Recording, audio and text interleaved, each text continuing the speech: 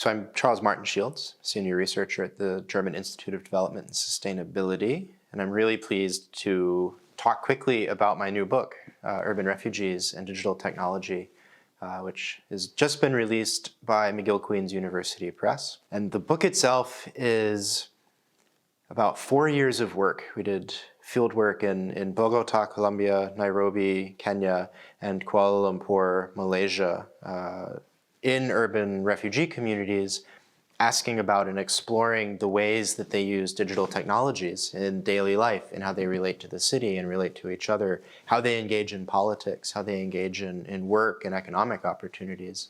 But the book itself also represented an opportunity to go deeper and think about, theoretically, how do these communities use these technologies as ways to, within themselves, form new urban communities, but also become part of the urban society that they live in. So how do you become part of the neighborhood you live in if you're not originally from there? So this is a chance to think theoretically about that and to think about the history, because there is so much current political heat, so much xenophobia, so much walling off of a willingness to accept migrants or to accept refugees. It was an important chance for me to say, what does the history tell us here? It's not the first time in history people have been displaced. So the history of this book was to be able to go in and say, who was displaced during the Industrial Revolution when there were massive technological changes that shaped cities? People were displaced off of rural areas, off of rural commons to urban centers. In the 1900s, early 1900s, who was displaced from Eastern Europe and Russia?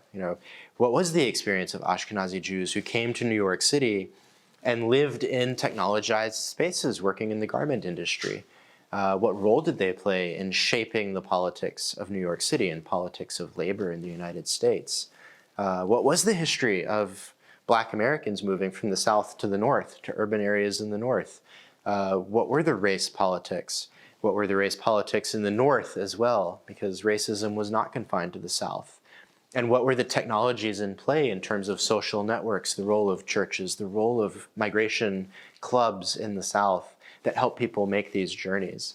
So this is a chance to link that history to what we're seeing now as refugees in urban spaces in Nairobi and Kuala Lumpur and Bogotá are also using social media and smartphones, tablets, to figure out how they navigate the city and how they navigate city life, how they find job opportunities. And the takeaway as well from this was, in a practical sense, understanding there's a lot of complexity, not just in the social dynamics in the neighborhoods and the parts of cities that host refugees.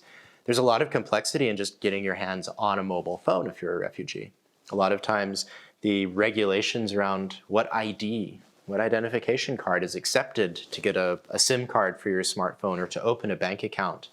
It feels very dry and very distant from debates about hosting refugees and the laws that refugees are governed by. But it's just as critical in terms of including them in technologized urban spaces, because these are the laws that are the first barrier or the first opportunity to getting online, to opening a bank account. These very basic things that are the first steps to becoming part of the urban society that you have arrived in. So I talk about this in the book. How do you rewrite laws? How do you handle the governance questions around technology that are key and very fundamental to the first steps for refugees who have arrived in a city becoming part of that city's urban society, that city's urban fabric? It's been a really fascinating journey working on the book, a chance to contribute both to the scientific and the academic discussion, but also a chance to really grasp the tangible issues and the political and the policy issues that go with achieving full urban digital inclusion for refugees, especially in cities like Nairobi, Bogotá, and Kuala Lumpur that are growing so quickly. So it's exciting, and I'm looking forward to seeing how the book helps shape discourse and discussion.